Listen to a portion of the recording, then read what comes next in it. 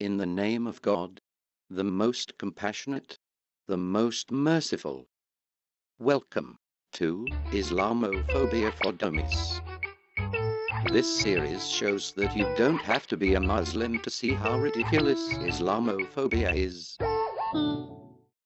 Previously, we explained how the so-called Ground Zero Mosque is 2 full city blocks away from the World Trade Center complex, and that this building is already a mosque which needs to be rebuilt. So now, serious accusations have been made about the Imam proposing this project. I have the biggest problem with the controversial Imam. And I don't trust this Imam. This guy, Imam Rauf, he's not a good guy. He's the mastermind behind the proposed Ground Zero Mosque. Imam Rauf, he is no friend to America. This guy is a radical. This radical Imam, we don't know what he's planning on doing in that cultural center.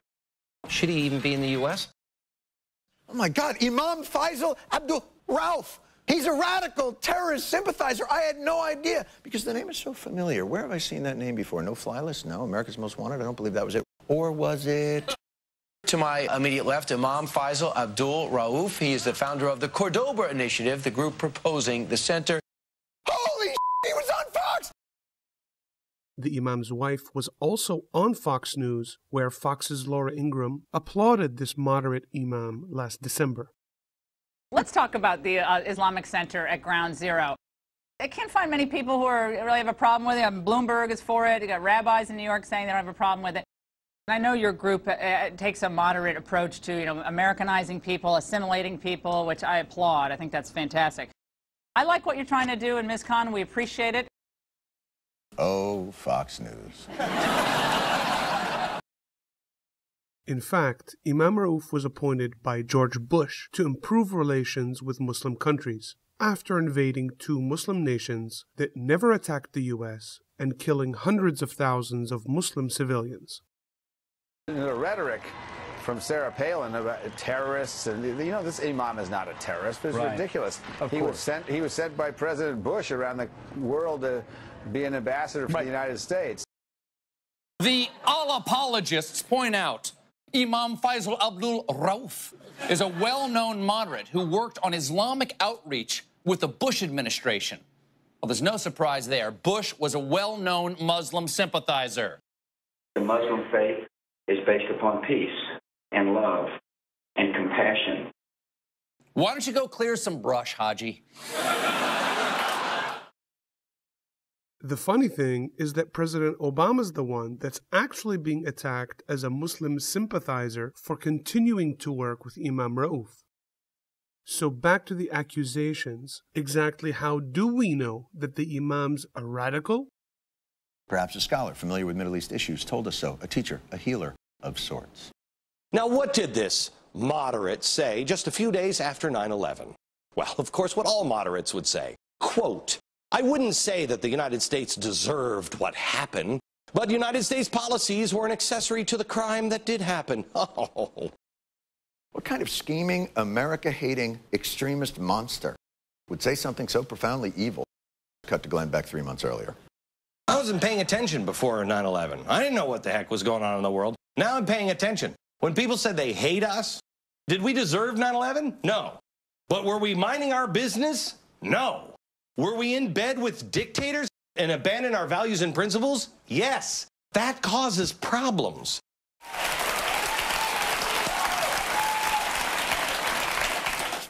What will he think tomorrow? So what are these questions about the mosque's financing? Where is the money coming from? Where are they going to get the $100 million from? Where is the money coming? Is it coming from Wahhabists in Saudi Arabia? What's he going to be doing there? Is he going to be raising money for this mosque? The Imam behind the mosque may accept money from Iran or Saudi Arabia. They need to tell us who's behind it. And where's the money coming from? Wait a minute.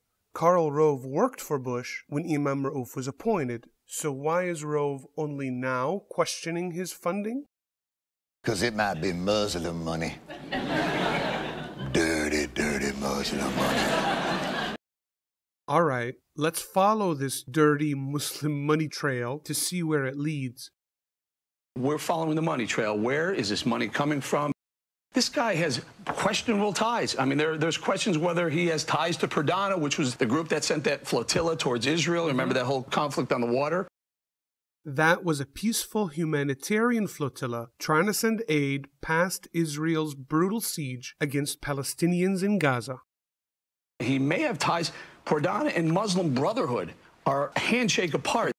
Here's the one that we should all really worry about. Where's Iran in this? Perdana, Iran have been loosely tied to Imam Rauf also.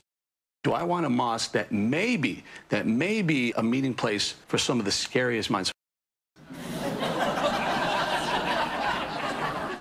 May have ties to people who might have bad ideas that may end up getting money from relatives of people.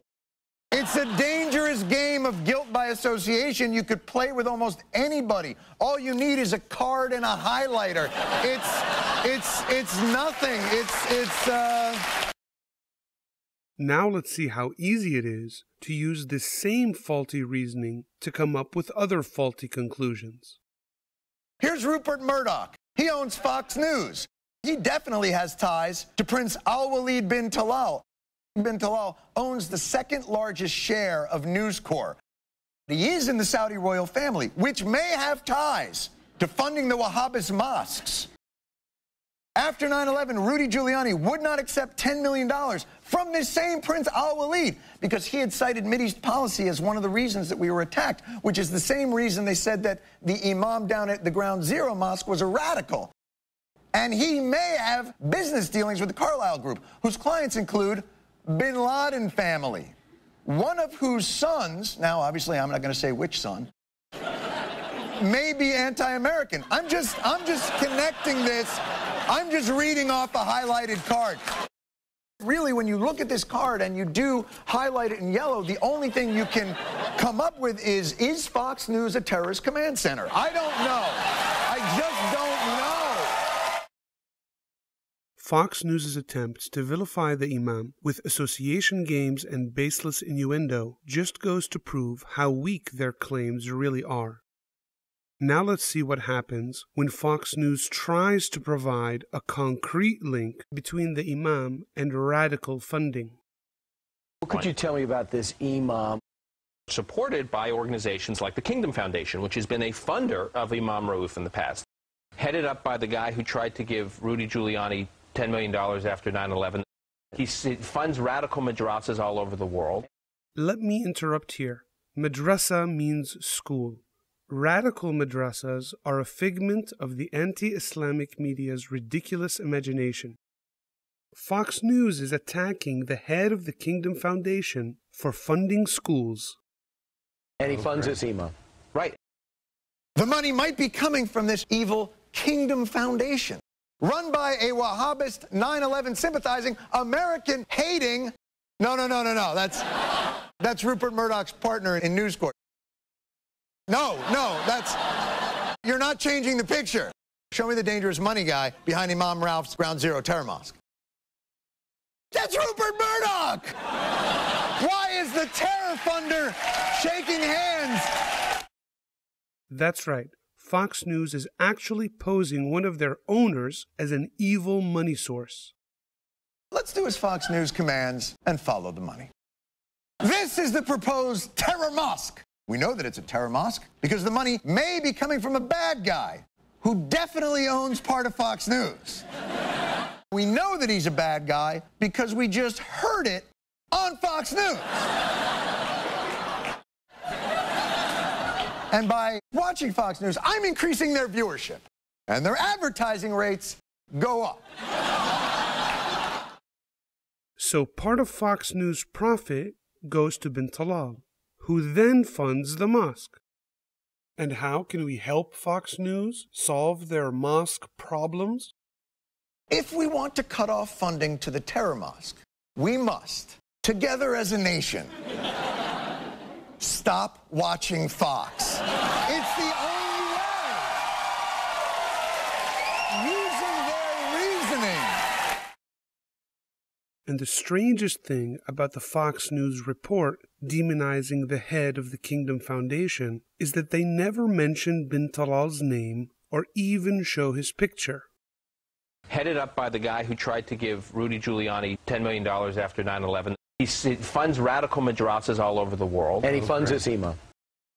So did these Fox News reporters purposely hide bin Talal's name in order to vilify him, or did they really not know who they were talking about? I'm going to go with they didn't know. Things are hectic on the morning show, plus Gretchen isn't there and she's the only one who knows how to use Google. I just think at the end of the day, they didn't know. So you're... Exactly. I'm with stupid. All right. So what's the evidence that Fox News reporters are merely stupid? If you look at the Nuclear Security Summit logo, what does that have in common with all those other flags there? What do they all have in common? They're all Muslim nations.